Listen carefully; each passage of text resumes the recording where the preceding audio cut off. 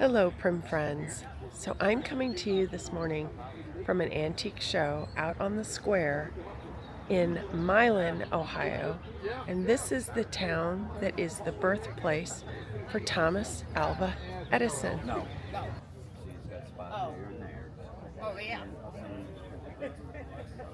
Cute little wagon. I like the bell. Yeah, they was probably going to this side. And I'll show you some of the things that have caught my eye while we're here, and then I'll go take a quick walk around. Hi. Hello, sweetheart. You having fun? Good. Really neat miniature tavern This table table. is $10 regardless of what is marked. That's $5. That's $10 and that's $20. Thank you.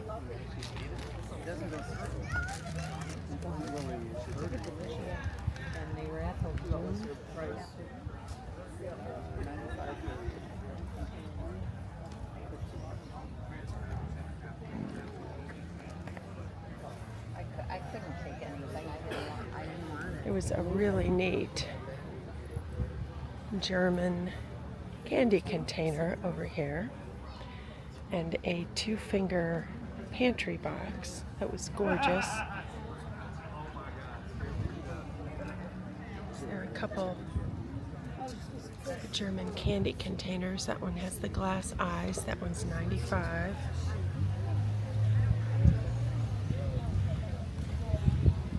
And this one, the Bentwood 2-finger, that one's $125.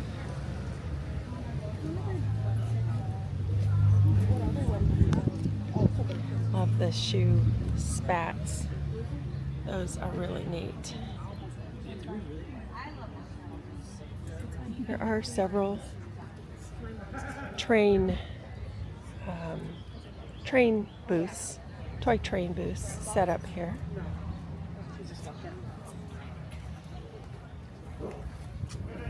I love that.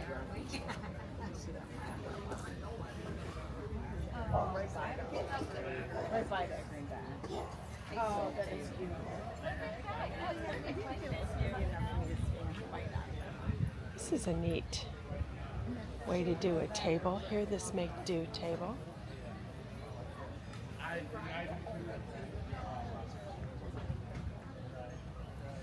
So this booth is Diane Garner's booth. She has a area in Seville Antiques also, and then her barn is about, oh gosh, I'm going to be estimating here, maybe 30 minutes from Seville Antiques. Nice early butter churn, that original blue paint.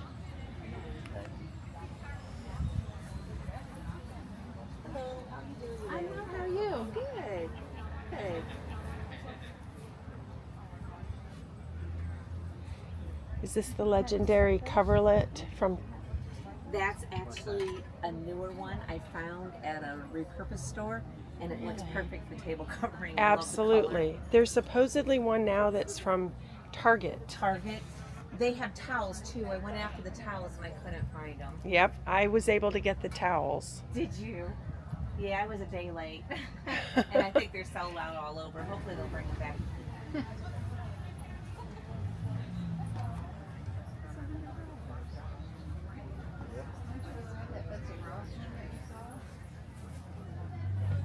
What was that? 20?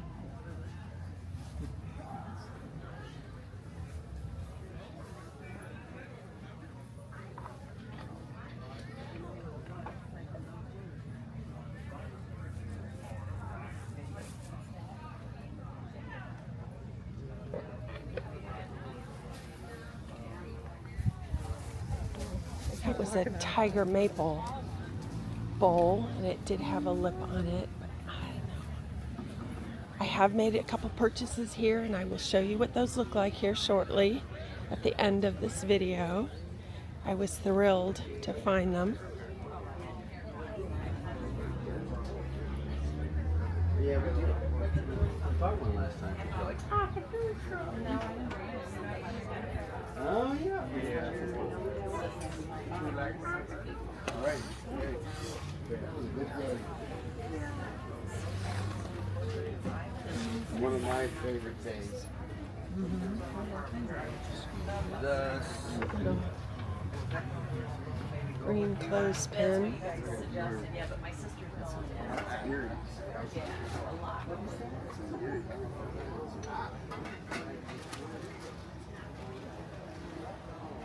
Kitchen gadget.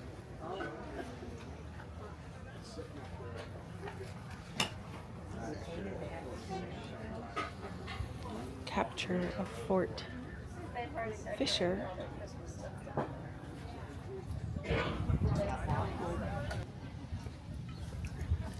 Kind of a surprising amount of glassware also.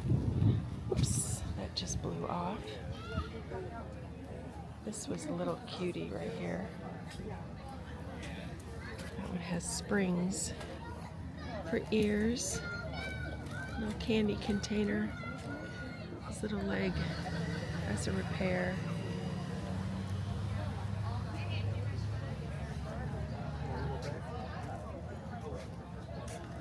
Some holiday.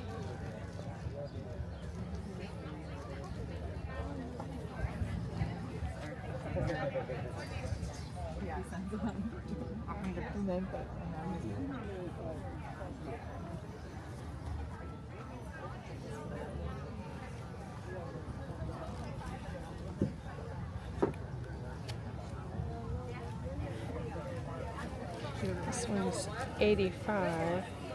That's neat. It's metal.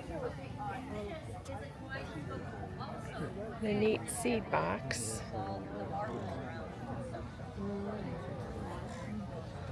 Goodness, look at all that beautiful mid-century modern glassware there on the other side.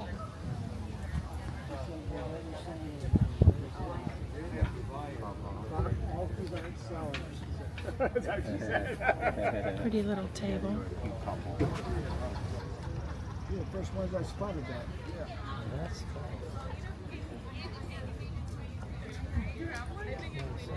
Little shoes. Paris, 1919. Cute souvenir piece.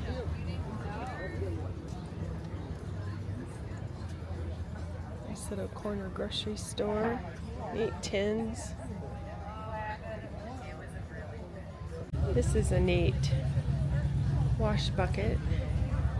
And there's a number 4 or a 4-gallon Red Wing crock. Yeah, that one has a crack in it. That is a fabulous price for that. But it's because of the crack. And this is just another really neat piece, because I always collected the Mother Goose stories for my children for their nursery. And I, in all the years that I had collected, have never seen one like this. And this one is $125. That is so adorable. Never seen one.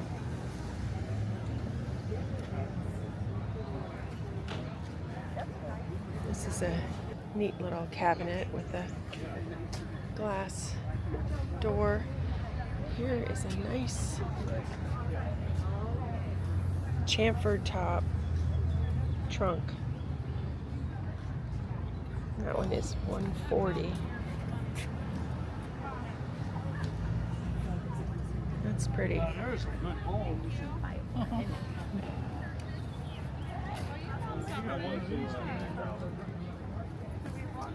But I did get a couple of really good pieces.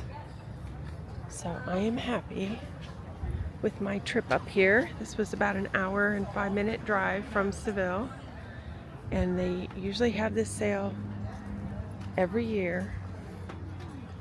This is cute, the country store paper holder there for $65. There's lots of, for our mid-century modern glass collectors.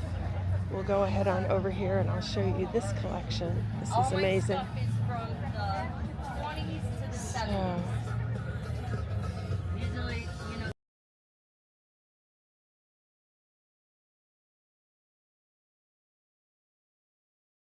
So the music is on very loud in the background, so in that area, so we'll probably not have sound right there.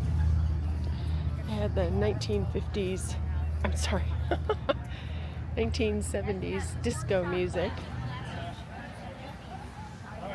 It's just a really big mixture, and there are people buying. So I'm sure that a lot of these dealers are repeat dealers from year after year, and so they know what their crowd is looking for. This is labeled as Is that fake? It's a real banana. It's a real banana. I like the legs on that table.